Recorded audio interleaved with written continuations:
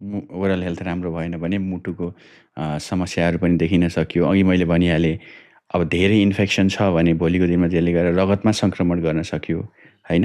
अनि त्यसै गरी अन्य अङ्गहरूमा अब तपाईँको ब्रेनमा, होइन? ब्रेनमा चाहिँ एकदम कहिलेकाहीँ इन्फेक्सनको अलि धेरै इन्फेक्सनहरू भयो। विशेष गरी हामी नाक र यो उपल्लो ओठको एरिया जुन हामी चाहिँ एउटा डेन्जर जोन भन्छौँ, त्यो ठाउँमा सङ्क्रमण भयो भने त्यहाँबाट सङ्क्रमण भएको कुराहरूले गर्दाखेरि चाहिँ दिमागको क्याभर्नस साइनस भन्छ, सानो सानो नलीहरू हुन्छ, त्यहाँ गएर क्याभर्नस साइनस थ्रोम्बोसिस भनेर भन्छ, त्योसम्म हुन सक्ने। थ्रोम्बोसिस भन्नाले रगत जम्मा हुने, रगत जम्मा अथवा हुने, रगत जम्ने। रगत जम्ने। हामी चाहिँ जुन ब्रेन हेमरेज भन्छौँ त्यस्तै खालको हो या? ब्रेन हेमरेज भने छुट्टै भयो, त्यसमा त अब दिमागको कोशिकाहरू फुट्ने भयो ब्रेन हेमरेज। इम्बोलिजम भनेको इन्फेक्सनको स्रोतबाट त्यो साना साना रगतका त्यो जम्मा भएका उहरू क्लट्सहरू चाहिँ गएर क्याभर्नस साइनस भन्ने स्ट्रक्चर हुन्छ ब्रेनमा।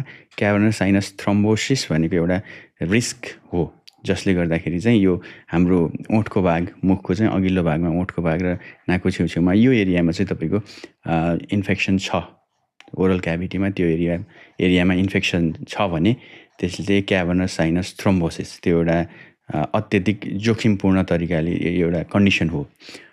यो कुराहरू रहन सक्ने भयो। त्यसै गरी अब मुखमा भएको सङ्क्रमण कहिलेकाहीँ फैलिँदै गएर त्यसले श्वास प्रश्वास, श्वासनलीदेखि लिएर फुक्सोसम्म चाहिँ इन्फेक्सन हुन्छ। विशेष गरी यो तल्लो दाँतहरूमा, पछिल्लो बङ्गाराहरूमा इन्फेक्सन भएको अवस्थामा त्यसले गएर चाहिँ तपाईँको घाँटीको भागहरू सुन्निने, श्वास प्रश्वासका नलीहरू चाहिँ लाई कम्प्रेस गर्ने, यी समस्याहरू देखिन्छ। भन्नुको मतलब प्रत्यक्ष श्वास प्रश्वाससँग सम्बन्धित कुराहरू पनि रह्यो।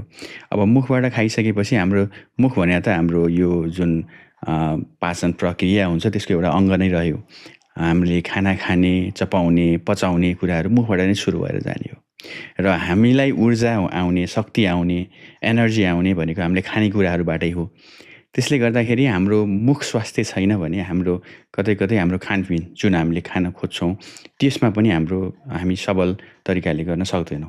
त्यसले गर्दाखेरि हामी राम्रोसँग ग्राइन्ड अथवा हामीले चपाउन नसक्ने, राम्रोसँग चपाउन नसक्दाखेरि चाहिँ त्यो राम्रोसँग नपच्ने, र यदि हामीले खाएको कुराहरूबाट जुन ऊर्जा आउनुपर्ने हो, जुन न्युट्रियन्ट्सहरू आउनुपर्ने हो, राम्रोसँग त्यसलाई चाहिँ ग्राइन्ड भइसकेपछि त्यसबाट न्युट्रिसनहरू राम्रोसँग एब्जर्ब गर्न सक्छ।